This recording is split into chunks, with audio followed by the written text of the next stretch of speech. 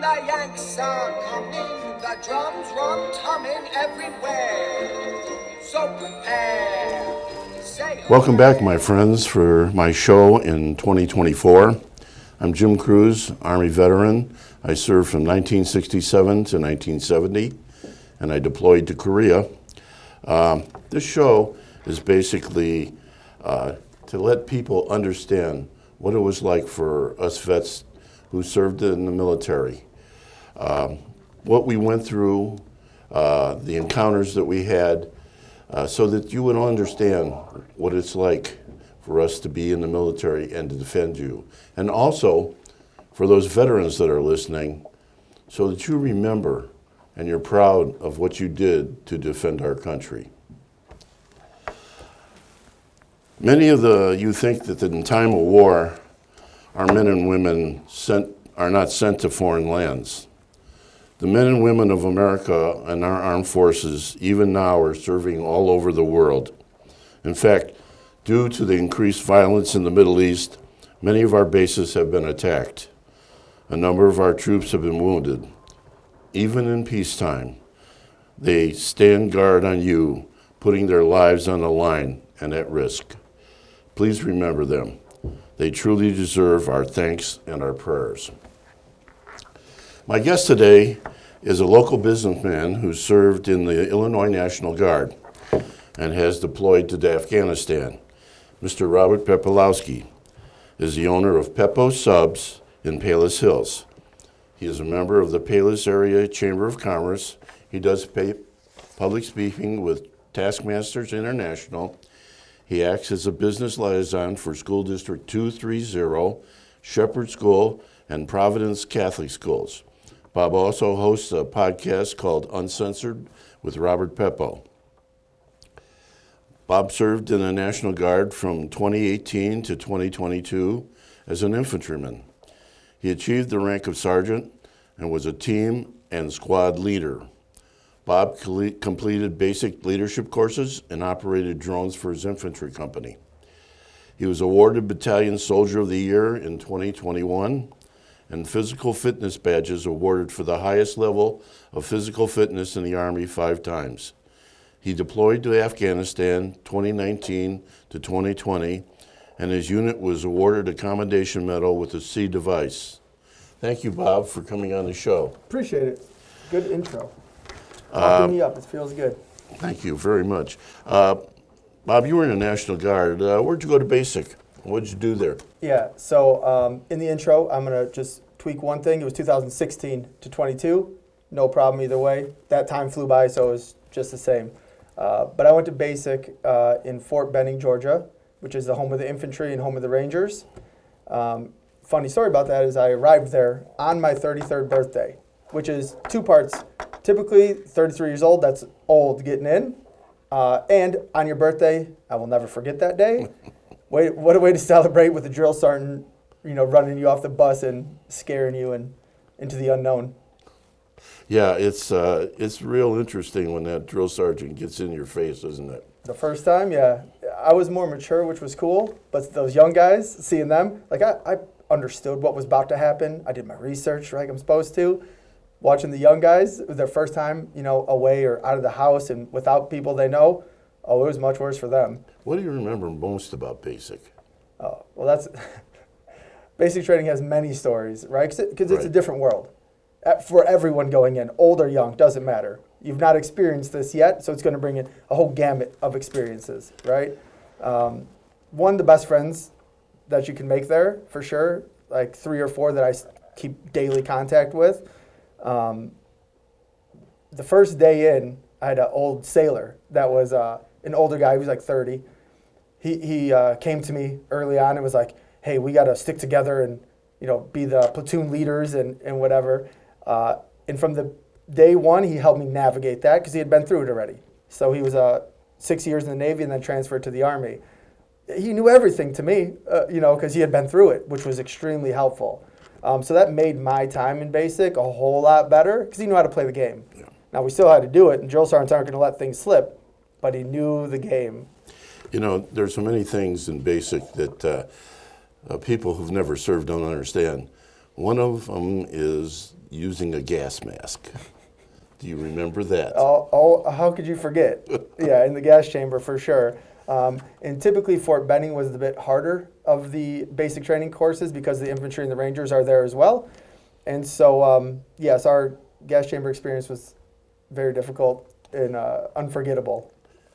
One thing he didn't say was we have to go in there with tear gas and give our name, rank, and serial number with the gas mask off. Off first. So you have to breathe it in, right? It's the easiest way to get them to get you in an uncomfortable situation. Yes. Yeah. It brings tears to your eyes. But the training works. So Yes, I understand it now, getting out of it. I do want to say one more thing about basic because it was my best friend who did this for me. I got dehydrated a couple times, so I had bad headaches. And his name is Pointer, would find me ibuprofen or something from like the sick med people. He would know kind of who had what a help that was. And Peppo and Peplowski and Pointer were right next to each other. So I was with him the whole time, but he was a young kid, 17 years old, and I'm here at 33. So it was like the youngest and the oldest. And he's like, how do I, establish myself as well? And he did that for me, and I will never forget it because in that environment, you have to perform, you have to train. And he was like, hey, I got your back. That's what this is. That's a lot in the Army and the military. And, we learn to build relationships. Absolutely. Because that person that you're talking to may be saving your life the next day. Absolutely. Yep. What was your military occupation specialty, MOS, in the Guard, and where did you go for advanced training? Yeah, so infantry, 11 Bravo. And that was, so for us, it was all one station unit training. So we did our basic at Fort Benning and stayed there. The training changed a little bit from just the basic rifleman stuff and how to understand maps and all that to then the last month or two for AIT was same unit, same place, but now we're in the field more. Now we're doing actual tactics and team stuff, squad stuff, platoon stuff, night stuff. So advanced training happened at the same place, which was good. There was no moving. Everybody was the same. Mm-hmm. We got to go through with the whole class, which was awesome. So altogether, it was like 4 months, but we didn't have to leave. And then I think it helps develop that straight through. It's a bit easier. So being with the same drill sergeants, the same place, it was kind of relentless. It all flowed together. So there wasn't much of a change, but we got to flow through. So you kind of established those things already, so you knew what to expect. What was your drill sergeant's name? Oh, Drill Sergeant Clark, Drill Sergeant Gavin was my two, but Drill Sergeant Gavin kind of took a liking to me. He had a shaved head. He was older, but he was like the true infantry, hard grunt, but fair. Mine was Sergeant Red. We never forget our drill sergeants. Yeah, you do not forget, yeah. You're a guardsman, and they're not just soldiers. Can you tell me a little bit of what the Guard does? Yeah, so I love the Guard, and people don't know much about it. When I was getting in, I did my research on all of the components of the military, and there's a ton.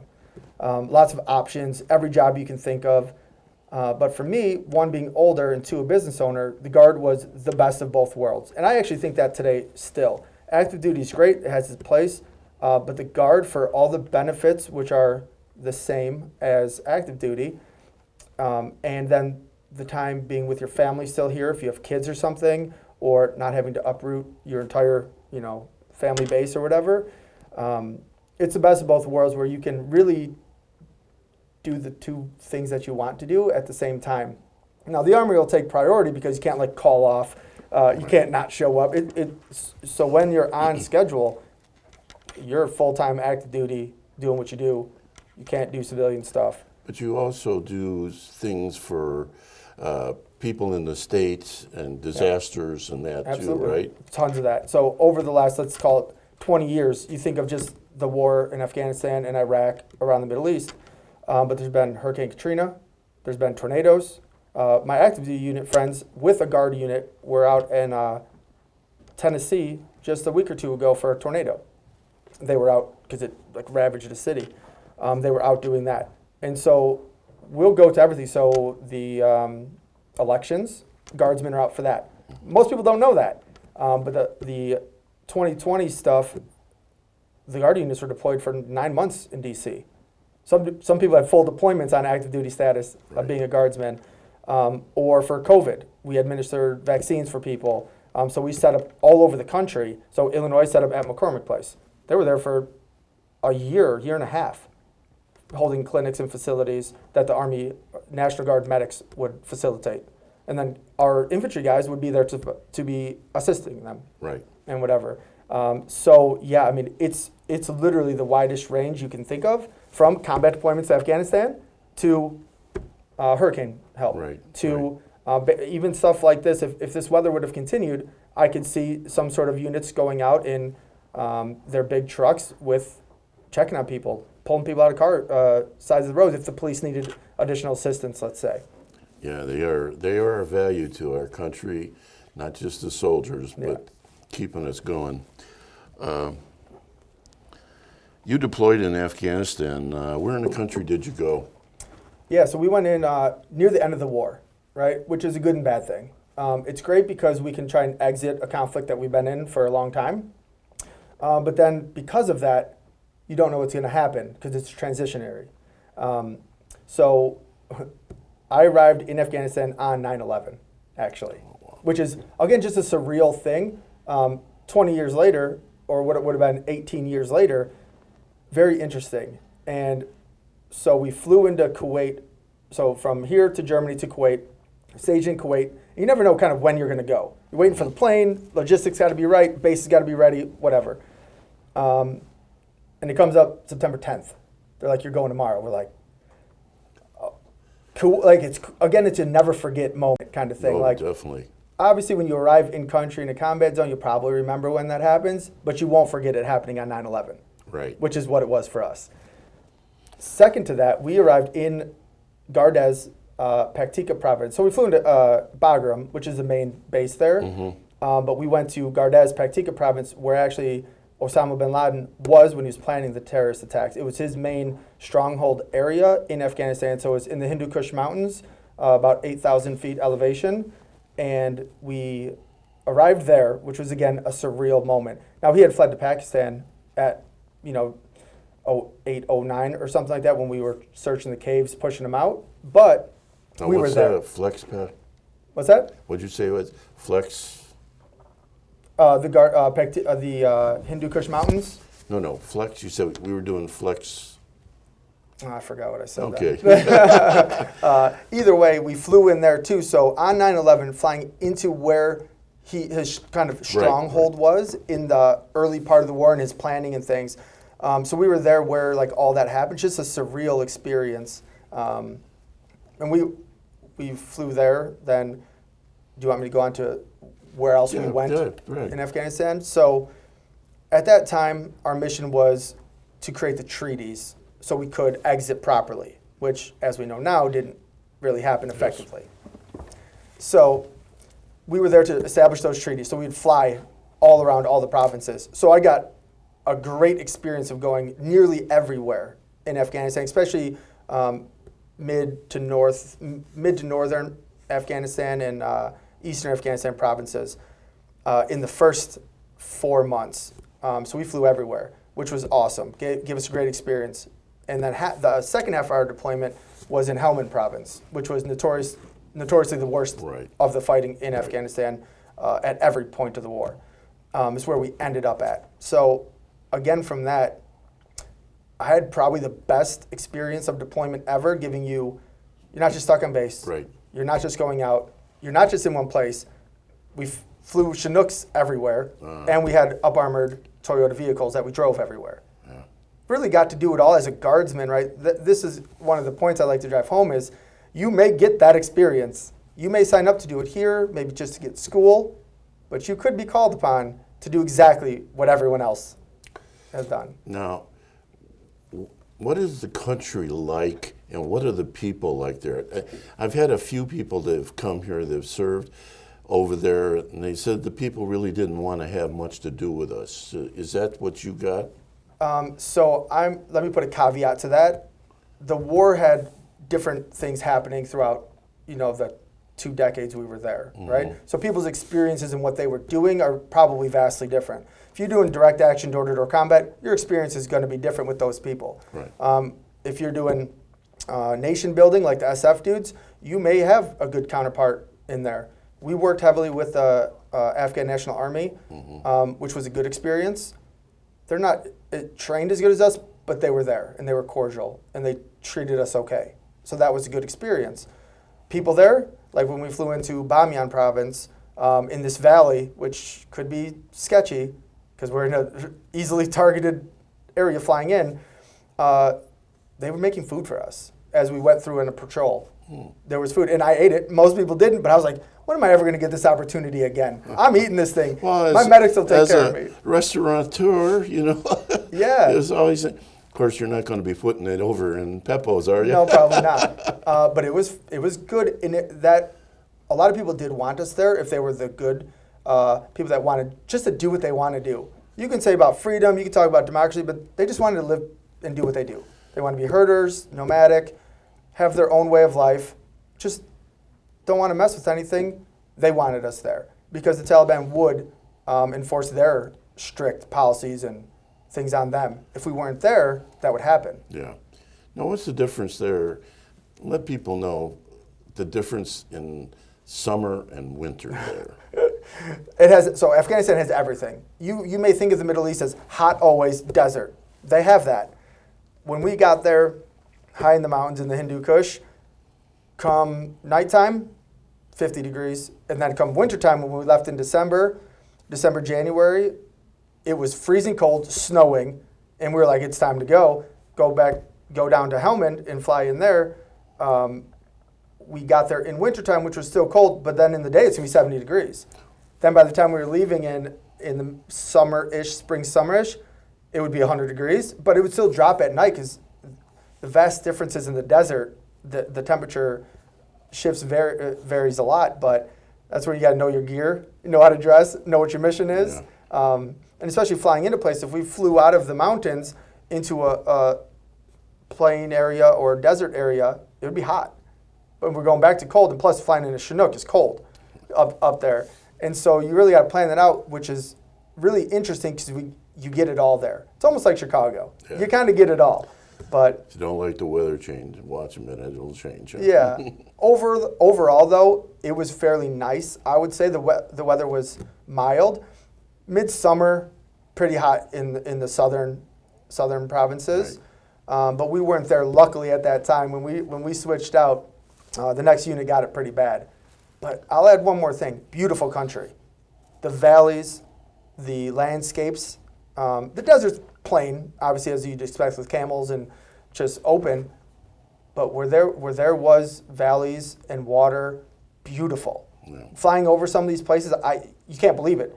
All the guys just looking out like, how is there a war here? Yeah. This is like, what if they got it together, man? This would be a beautiful place to come and tour. You know, it's wild. I understand. Yeah. You got an Army Commendation Medal with a C device. What's a C device? Yeah, so a C device is meritorious actions in combat or a combat zone or a conflict area. So there's a lot of awards that the Army gives out, and they do a lot of them are based on a wide range of things. If you fit into any one of these things, you put up for the award, and then it has to get approved. So our mission being that it was establishing treaties going everywhere, it put us in a lot of environments we didn't know. We had a great unit, very capable people, so we would do some good stuff, and it wasn't direct action stuff. It wasn't like heavy war fighting. That wasn't what our unit was there for, and that wasn't the time of war either. Mm-hmm. But those things could very well happen. I mean, my first day in Afghanistan, we took rocket fire. The first day in. Then on base, I was outside as a rocket came in and hit in base. There was a lot of indirect fires that we were taking that way. And also, when we were flying in and out of places, we would take small arms fire from either AK-47 or one time an RPG. But a lot of it was mortar rounds that were more or less annoyances. And I say that with a caveat because if they hit and they're accurate. More than annoyance. Yeah. Unfortunately, when you get there, you get used to some of these things. So our commendation medal came as an overall experience of the Army. It wasn't a single mission. It wasn't a single incidents. Everybody came home, everybody was safe. But it was that, I believe, it was that we flew into so many places that we had to deal with those certain little things, or on each base deal with those certain things. For instance, one we stayed at was called Rocket City for a reason. It was the most heavily hit place in Fabdelki, most heavily hit place in the war of our bases, aptly named Rocket City. And so it's that, and then doing what we were supposed to do correctly amidst all that, and getting home correctly with everybody, no injuries. One guy took some shrapnel, but other than that, I think it was an overall what we went through. Put your unit in for this citation. They look at all the missions together. For me, I had like 27 fly to advise missions, which are on the Chinooks, 40 drive missions, which are on this. Take that as a unit, and they're like, okay, that was a pretty good deployment. People who've never served don't understand what it's like to be deployed overseas, especially in a combat zone. What's it like over there, especially during the holidays? Yeah. So I was there for Thanksgiving, Christmas, New Year's, and we got out right about Easter time, April, May-ish. It's interesting because for 2 parts, you're with your best friends. So that helps. And at home, you have people like you who sent us packages, which also helps. It's that connection. But you are away from your family. And, I don't have kids, but the kid factor, I think, would be the hardest for most guys, which it was. We understand that. But just being away from those normal things and the comfort and security of what we have here, it's not the same. You don't deal with rockets coming in here. I mean, there's certain things that we deal with here as well, but it's not the same, and especially through the holidays. You want to be home. You want to do those things, and you do the best you can. My time there in 2019 to 20, we had internet. We had the ability at most points to be able to jump on with, FaceTime or Skyping your friends or family. It's helpful with your best friends there, so no one wants to stay there necessarily, especially during those times, but you do the best you can, and that's what we have to do all the time. Now, since you've been back, you're involved in the community while you're still running your business. So what's that like now? Now that you're out of the Guard, right? Yeah. So I got out about a year ago, last December. So I miss it, right? I miss the camaraderie. I miss the fun parts. I don't miss some of the silly stuff that goes on, the silly rules that don't have to be there, or the ineffective policies of things, but I miss the people and the job and the doing of the thing, right? It's not been bad. Oh, that's good. It's a love-hate relationship that I'm glad I'm out, and I got a great experience going through those schools and the things that I got to do. But I'm also happy to be here and be able to do what I want to do with the freedom that we have from us and all the people before me allow us to do every day. My last question, and I ask this of everybody who comes on my show who served. How do you feel about being a vet? It's the greatest honor, for sure. I hope that I can live up to that title, because many heroes and many people that have done far more than me have come and gone. So I love it, right? But I do feel an obligation also to improve that experience for people, which is, one part is this, right? Improving that veteran experience once they get out. It's a hard transition for people. I've lucky to have been older, understood it, had good mentors, and had something to come back out to, right? But I think there's areas of improvement with the VA, who do a very good job, but there's always improvements to be made. And if we as a group can do that, it gets better for us now, and everybody else come after us too. And I think it's imperative that we kind of do that together, and this is a step one in that direction. Well, first of all, thanks for coming on to the show, and thank you for your service. I appreciate you, Jim. Thank you. As always, I like to read a card or letter that I got from the troops deployed overseas. And this one was from a chaplain over in Europe. Greetings from Poland, and we all hope that you and your fabulous team had a wonderful Christmas. A great big thank you to you and all for some of the finest care packages we've ever got. We are grateful for every package we receive, but once in a while, we receive a care package that's just above and beyond the norm, which is exactly what yours were. The canned goods, the freeze-dried fruit, a big hit, the microwave dinners, amazing, popcorn, brilliant, and the beef jerky, always a big hit. We're very much appreciated by all.